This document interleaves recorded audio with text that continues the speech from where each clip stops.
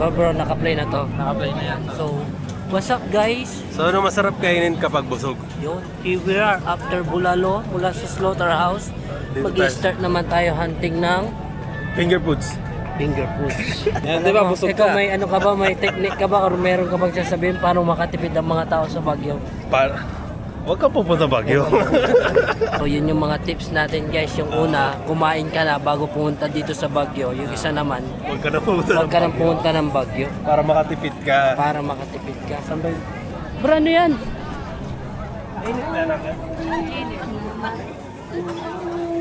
Yan. Ito yung sa ano, yan yung sa St. John, yung ambangat na isaw. Grabe dito, fair ride. Walang kakwenta-kwenta yung mga pinagpa-vlog dito. Basta pag in-upload yung video na to, i-report nyo agad yung page. Do follow and report this page. Hanap tayo ng pagtambayan niya to, coffee, ganun, coffee. Coffee na lang muna tayo. Coffee na muna, no? Tapos hanggang alas 2 naman. Hmm. So guys, kita na lang tayo. Ano gagawin natin? Kita lang ulit guys. Hanggang dito sa muling pagkikita natin. Please do like and report this page. Goodbye.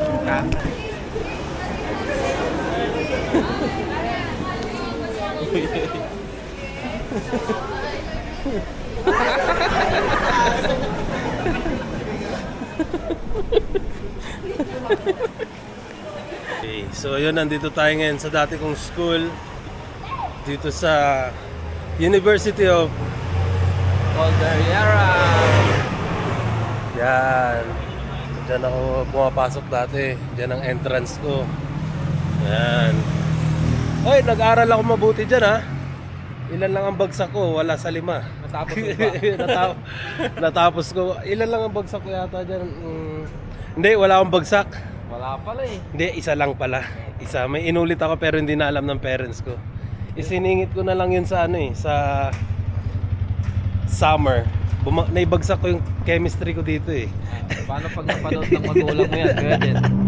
Wala na silang magagawa. Tapos na eh. Tapos na. Ano kasi yun, sabi kasi nung tropa ko, di okay lang yan, pasok ka lang. Tropa yan si sir, ganito ganyan, bla bla. Tapos ito pagdating ng final, 74 yung grade ko, aray. Tapos yun, inulit ko, pero iba na yung teacher. Yun ang maganda doon, iba na yung teacher. So, Pumasok ka lang ulit. pero that time, nag-aral na rin pero ako. Dati pumasok lang ako eh. Kasi akala ko basta may attendance ka, palag na eh. Dito tayo. Dito ang exit ko dati. Yan. Pag nagka-cutting. Oo.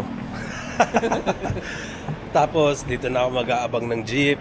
Yan. Itong gate na to. Yan. Itong floor na to, ito ang department namin. Dito sa classroom na yan, somewhere here, dyan ako bumagsak. May isang ano dito. Lab to eh, laboratory to eh. Itong mga classroom na to. Major. Hindi. Hindi nga eh. Tanginang yan. Oh, minor. Bagsak to. Puntato. Puntato yun ah. Kala ko kasi tropa yung teacher eh. Hindi niya pala ako tropa. Yung iba lang. Pero mahirap din kasi chemistry. Yung din pinaka mahirap ko talaga noon pa man, science. Magaling masyado sa science kasi medyo kailangan mag-memorize dun eh. Formula. Bla bla bla. Ay na, pag yumaman ako dito ako titira. Pero alam mo ba na mas maganda lang na magbakasyon dito sa Baguio kaysa dito ka tutira? Yan. Bakit? Oo. Bakit mo nasabi? Kasi pag dito ka titira, mawawala yung essence, yung feels na, yes, Baguio. Bagyo ulit. Oh, Pwede, Baguio, no? Baguio. Kasi kapag nandito ka na, pag dito ka na nakatira, Parang ayaw mo na bumaba. yung fog, yung lamig, magiging normal na lang din sa'yo kasi yung katulad nito, tangina kung taga dito ba ako, magbibideo ako dito, hindi naman na. Kasi tumira ka dito ko din. Oh, so para sa akin talaga, mas maganda na bakasyon lang talaga dito. Mas maganda magbakasyon dito kasi pag lagi-lagi kang nandito, wala eh. Hindi na rin magiging, ewan ko lang para sa akin lang. Mas gusto ko na nagbabakasyon lang dito. Balikan, overnight, yan. At dito, yan, sa mga nakakaalam, yan ang kainan ng mga taga-UC dati. Kaso, squatter kasi. Tsaka may nagbibenta ng drugs dun sa pinakataas eh. Ganda ng hallway dito ngayon. Siyempre kakaiba rin yung pagkain nila dito, iba rin yung tao nila dito. Pwede mong isuot ang gusto mong isuot dito, sa baba hindi. Ngayon yung mga taga Baguio din, kapag pupunta sila sa Dagupan, sa dagat, di ba tuwang-tuwa din sila kasi wala silang dagat doon eh. May mga kaklase nga ako dati na taga dito talaga, hindi pa sila nakaranas ng dagat, pumunta kami ng Lingayen.